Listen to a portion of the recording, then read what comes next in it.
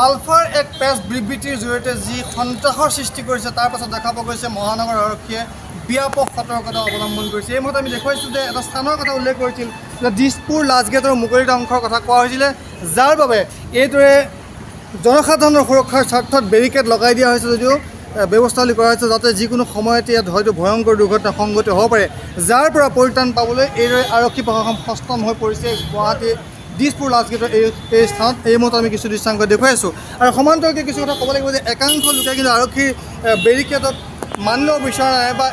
আৰক্ষীৰ যি সতৰ্কমূলক বাণী তাৰ পৰা তেখেতসকলে মান্য বিচৰা নাই,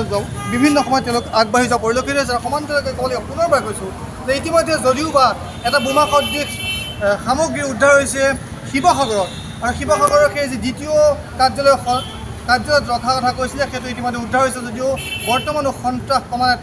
কমা নাই। আৰু এই মুহূৰ্তে আমি দেখুৱাইছোঁ গুৱাহাটীৰ যি স্থানৰ কথা কোৱা হৈছিল যে দিছপুৰ লাষ্টগেটৰ এখন মুকলি ঠাই, সেই মুকলি ঠাইখন যি কটকটীয়া নিৰাপত্তা ব্যৱস্থা কৰা হৈছে। এই মুহূৰ্তে আমি এনিভাৰ 24 প্ৰতিবেদনকাৰীসকলে আগবঢ়াইছোঁ।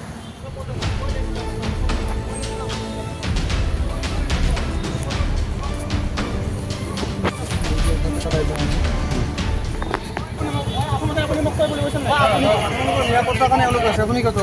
দাদা মই তৰ্ক কৰা আপোনালোকৰ নিৰাপত্তাৰ কাৰণে আছে বৰ আছে ইয়াতে এটা খবৰ আহিছে কাৰণে আপোনালোকৰ নিৰাপত্তাৰ কাৰণে আছে বেয়া ব্যৱহাৰ কৰিছে নাপায় নহয় নাপায় মই আপোনালোকৰ নিৰাপত্তাৰ কাৰণে এওঁলোক আছে আমি মানুহখিনি যিমান কৰিছে আপুনি যাব সুবিধা ৰাস্তা নাই দাদা ইয়াতে আপোনাৰ সুৰক্ষাৰ কাৰণে আছে বুজি পাইছো দাদা মই ঘৰতো যাব লাগিব না মই ঘৰত কেনেকৈ যাম আপোনালোকৰ সুৰক্ষাৰ কাৰণে কৈছে ঘৰত কেনেকৈ যাম মই কোৱাৰ্টাৰত নাযাম থাকিলে ঘৰ আচ্ছা তো মোৰ মাহঁত অকলে এৰি দিম মই মাহঁত কোনফালে যাম নিউ ডাইৰেকশ্যন এফালে যাব পৰা সুবিধা আছে আপুনি আপোনাৰ এইটো কোৱাৰ্টাৰ এইটো আপুনি এইটো গলি ইফালে এই গলি ইফালে ঘূৰি যাওক মই ৰমন চাইডেদি আহি নহয় নাই এনেকৈ ঘূৰি যাওক এই যে ইফালে ওলাওক দি সোমাই যাওক লাষ্ট গেট বন্ধ কৰি দিওঁ কোনফালে লাষ্ট গেট আপুনি এছেম্বলিৰ ভিতৰতে সোমাই আহিব লাষ্ট গেটটো আকৌ লাষ্ট গেটটো সিফালে আহিব আপুনি খোলা আছে সেইটো ঠিক আছে সেইটো তেতিয়াহ'লে